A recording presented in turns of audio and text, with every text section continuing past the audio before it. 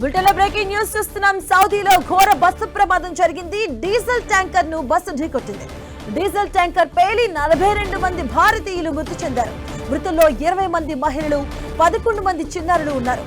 మక్కా నుంచి మదీనాకు వెళ్లారు భారతీయ యాత్రికులు. ప్రమాదంలో పలువురు హైదరాబాద్ వాసులు మృతి చెందినట్లుగా తెలుస్తుంది. మక్కా యాత్ర ముగించుకొని మదీనా వెళ్తూ ఉండగా ఈ ఘటన జరిగింది.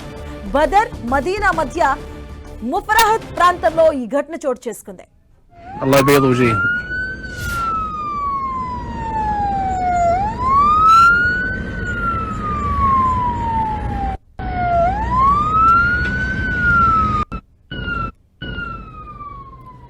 సౌదీలో ఘోర బస్సు ప్రమాదం సంభవించింది. దానికి సంబంధించిన దృశ్యాలు మనం చూడొచ్చు. డీజిల్ ట్యాంకర్ ను బస్సు ఢీకొట్టింది. ఈ ఘటనలో 42 మంది భారతీయులు మృతి చెందినట్టుగా సమాచారం అందుతుంది. మృతుల్లో 20 మంది మహిళలు, అలాగే 11 మంది చిన్నారులు ఉన్నారు.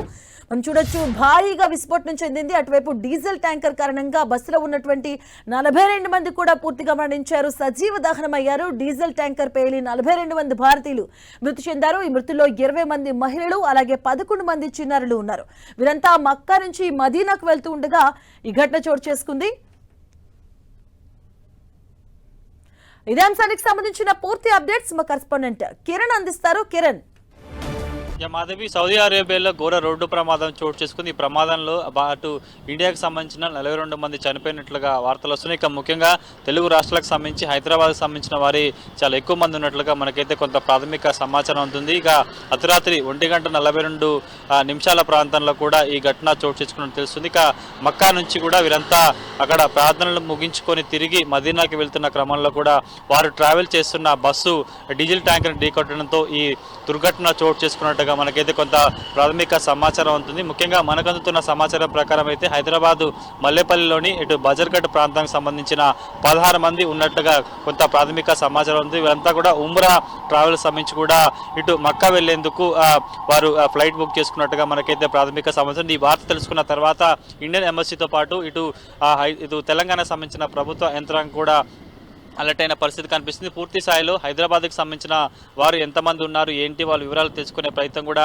ఇటు ప్రభుత్వ యంత్రాంగం చేస్తున్న పరిస్థితి కనిపిస్తుంది. మనకు అందుతున్న ప్రాథమిక సమాచారం ప్రకారం చూసుకుంటే ఇండియాకు సంబంధించిన 42 మంది ఈ ఘోర రోడ్డు ప్రమాదంలో కూడా అక్కడ సజీవ దహనమైనట్లుగా మనకి ప్రాథమిక సమాచారం అందుతున్న నేపథ్యంలో ప్రస్తుతానికి అయితే హైదరాబాద్కు సంబంధించిన వారే చాలా ఎక్కువ మంది ఉన్నట్లుగా తెలుసు. ఇందులో 20 మందికి పైగా మహిళలతో పాటు 10 మంది చిన్నారులు ఉన్నట్టుగా ప్రాథమిక సమాచారం అందుతుంది. కాబట్టి పూర్తి స్థాయిలో కొంత సమాచారం రావాల్సి ఉంటుంది. హైదరాబాద్లోని కేవలం ఇటు మనం చెప్తున్న ప్రాంతం కాకుండా పాత బస్సులోని చాలా ప్రాంతాల నుంచి కూడా మరికొంతమంది ఈ మక్కాకి వెళ్ళినట్టుగా తెలుస్తుంది. కాబట్టి పూర్తి స్థాయిలో కొంత సమాచారం అయితే రావాల్సి ఉంటుంది. వారి వివరాలకు సంబంధించి కూడా కొంత ఒక్కొక్క సమాచారాన్ని కూడా ఇటు హైదరాబాద్ పోలీసులతో పాటు ప్రభుత్వ యంత్రాంగం కూడా కొంత వారి వివరాలు తెలుసుకునే ప్రయత్నం కూడా చేస్తుంది. మాధవి, కిరణ్, అంటే ఇండియన్ ఎంబసీ ఈ ఘటనకు సంబంధించి ఎలాంటి వివరాలను వెల్లడించడం జరిగింది? ఎందుకంటే సౌదీలో చాలా రూల్స్ చాలా స్ట్రిక్ట్ గా ఉంటాయి. ఈ ప్రమాదానికి సంబంధించి ప్రధాన కారణంగా ఏం చెప్తూ ఉన్నారు? ప్రస్తుతానికి అయితే ఈ ప్రమాదానికి సంబంధించి కూడా ఇండియన్ ఎంబసీ కొత్త కీలక ప్రకటన కూడా చేసినట్టుగా మనకి తెలుస్తుంది.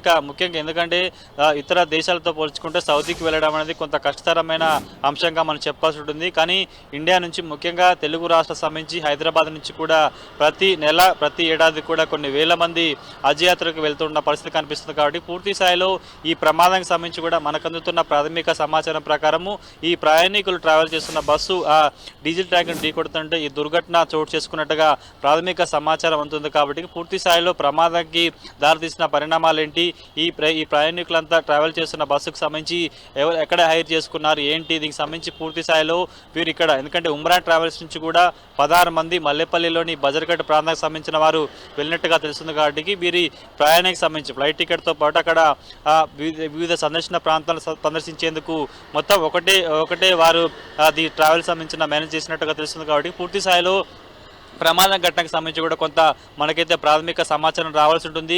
ఇప్పటికే ఇండియన్ ఎంబసీతో పాటు ఇటు తెలంగాణ ప్రభుత్వం కూడా వీరి కుటుంబ సభ్యులకు సంబంధించిన వివరాలు తెలిసేందుకు ఒక కంట్రోల్ రూమ్ను ఏర్పాటు చేయడం జరిగింది. ప్రత్యేక ఆఫీసర్ను కూడా కేటాయించిన పరిస్థితి. కాబట్టి పూర్తి స్థాయిలో ఈ ప్రమాదానికి సంబంధించి కూడా కొంత ప్రాథమిక సమాచారం అయితే రావాల్సి ఉంటుంది.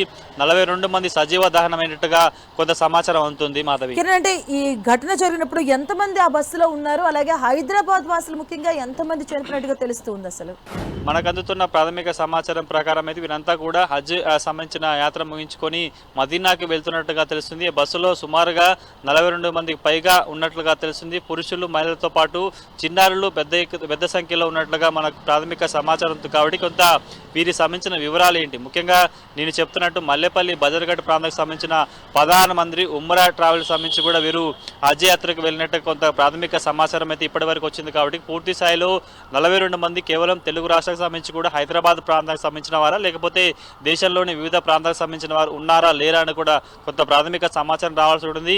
ఇక్కడికి సంబంధించి ఉమ్రా ట్రావెల్స్తో పాటు ఆ హజ్ యాత్రకు సంబంధించి కూడా కొంత ఈ ట్రిప్స్ని మెయింటైన్ చేసేవారు, ఈ యాత్రకు సంబంధించి కూడా చేసే కొంతమంది వారిని కూడా కనెక్ట్ చేసి కొంత వారి దగ్గర నుంచి ప్రాథమిక సమాచారం తెలుసుకునే ప్రయత్నమే తెలుస్తుంది. కాబట్టి పూర్తి స్థాయిలో ఇంకా హైదరాబాద్ సంబంధించి ముఖ్యంగా పాత బస్తీ ప్రాంతానికి సంబంధించిన వారు ఎంతమంది ఉన్నారు ఏంటన్న కొంత ప్రాథమిక సమాచారం రావాల్సి ఉంటుంది. మనకు అందుతున్న సమాచారం ప్రకారం అయితే 16 మంది ఉమ్రా ట్రావెల్స్ నుంచి కూడా ఇటు సౌదీ పర్యటనకు వెళ్ళినట్టుగా ప్రాథమిక సమాచారం అయితే మన దగ్గర ఉంది. కిరణ్, తెలంగాణ ప్రభుత్వం ఈ ఇన్సిడెంట్కి సంబంధించి ఎలాంటి చర్యలు చేపడుతున్నారు అంటే డేటా సేకరణ విషయంలో కావచ్చు, అలాగే ఈ 16 మందికి సంబంధించిన డీటెయిల్స్ ఎలా సేకరిస్తున్నారు, వాళ్ళకి సంబంధించి ఎలాంటి చర్యలు చేపడుతున్నారు?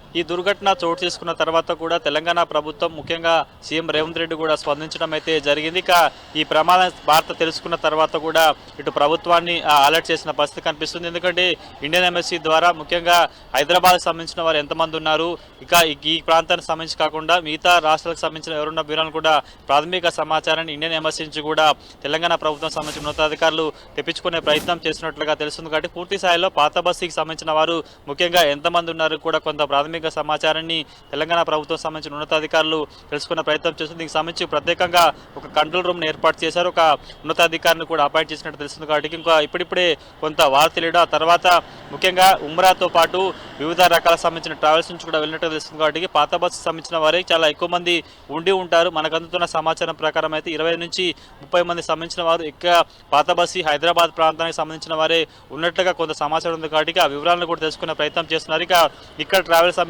కావచ్చు, శంషాబాద్ ఎయిర్పోర్ట్ నుంచి ఎంతమంది ఏ ఫ్లైట్కి వెళ్ళారు ఏంటో కొంత ప్రాథమిక సమాచారాన్ని కూడా తెలంగాణ ప్రభుత్వం సంబంధించిన అధికారులు తెలుసుకునే ప్రయత్నం చేస్తారు. కాబట్టి వీరి కుటుంబాల సమాచారం కోసం, ఎందుకంటే ఆ దుర్ఘటన తర్వాత 42 మంది కూడా సజీవ దహనమైనట్లుగా తెలుస్తుంది. కాబట్టి పూర్తి స్థాయిలో వారి కుటుంబ వివరాలకు సంబంధించి కావచ్చు, అక్కడి అధికారులకు సంబంధించి కావచ్చు కొంత కోఆర్డినేట్ చేసే ప్రయత్నం కూడా తెలంగాణ ప్రభుత్వం సంబంధించిన ఉన్నతాధికారులు చేసినట్టు తెలుస్తుంది. కాబట్టి ప్రస్తుతానికైతే కంట్రోల్ రూమ్ని ఏర్పాటు చేశారు, పలు నెంబర్లు కూడా రిలీజ్ చేశారు. కాబట్టి ప్రస్తుతానికైతే మినిట్ టు మినిట్ సమాచారాన్ని కూడా తెలంగాణ ప్రభుత్వంతో పాటు ఇండియన్ ఎంబసీకి సంబంధించిన అధికారుల నుంచి కూడా రాబట్టే ప్రయత్నం చేయడం. ఇక పాత బస్సుకి సంబంధించిన పలు ఈ ప్రాంతానికి వెళ్ళే ట్రావెల్ చేసే ఏవైతే కొన్ని ట్రావెల్ ఏజెన్సీ ఉంటే వాటికి సంబంధించి కూడా సమాచారం సేకరించే ప్రయత్నం హైదరాబాద్ పోలీసులు కూడా చేస్తున్నట్లుగా తెలుస్తుంది. మాధవి.